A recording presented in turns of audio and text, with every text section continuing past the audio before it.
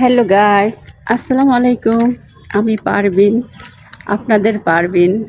আজকে দেখো আমি কোথায় চলে আসছি।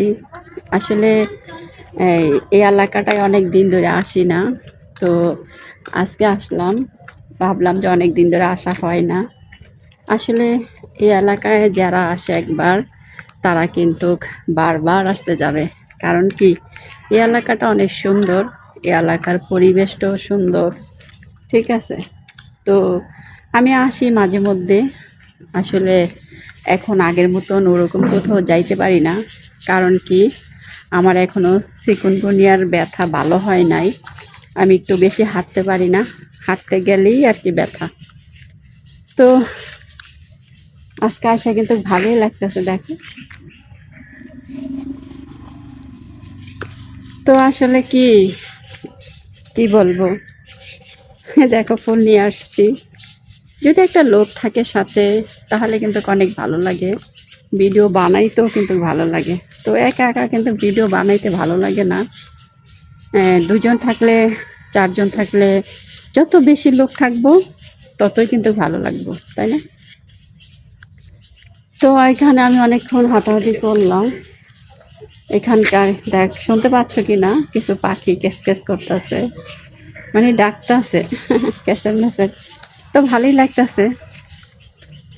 আর এই এলাকার পরিবেশটা একটু অন্যরকম, কিন্তু এই এলাকায় একটু মশা বেশি।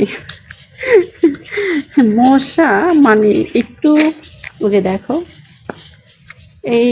এইখানে কিন্তু অনেক সুন্দর সুন্দর জিনিস আছে ওইখানে। তো থাকলে কি, ওইখানে তো যাওয়া যায় না। গেছিলাম, হ্যাঁ, যাওয়ার পরে আমি একটা ভিডিও বানাইছি, দেখবা আমাকে কিভাবে মশাই খাচ্ছে। মশা যদি এভাবে খায়, তাহলে কি, হ্যাঁ, ভিডিও বানানো যায়? তার মানে কি জানো, তোমরা বুঝতেছো না, আমি বুঝতেছি। মানে মশাই আমার সাথে সাথে ভাইরাল হইতে চাচ্ছে, ঠিক আছে। মশাই বলতেছে যে তুই একা একা ভাইরাল হবি কেন, আমরাও তোর সাথে হব। তা আমিও চাই মশা আমার সাথে ভাইরাল হয়ে যাক। তোমরা কি বলো?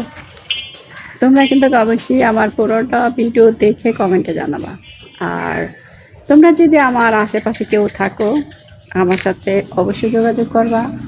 এখানে অনেক ভালো ভালো দৃশ্য আছে, ভিডিও বানাইতে চাইলে বানাইতে পারবা। যদি কেউ আসতে চাও, আমাকে নক করবা। তা আমার একটু ভালো হবে, যেহেতু একজন মানুষ পেয়ে গেলে ভিডিও সুন্দর বানানো যাবে। একা একা তেমন সুন্দর হয় না, দুই চারজন ছয়জন হইলে আরও ভালো হয় আর কি। তো যাই হোক, ভালো থাকো। আজ এই পর্যন্তই। আল্লাহ হাফেজ।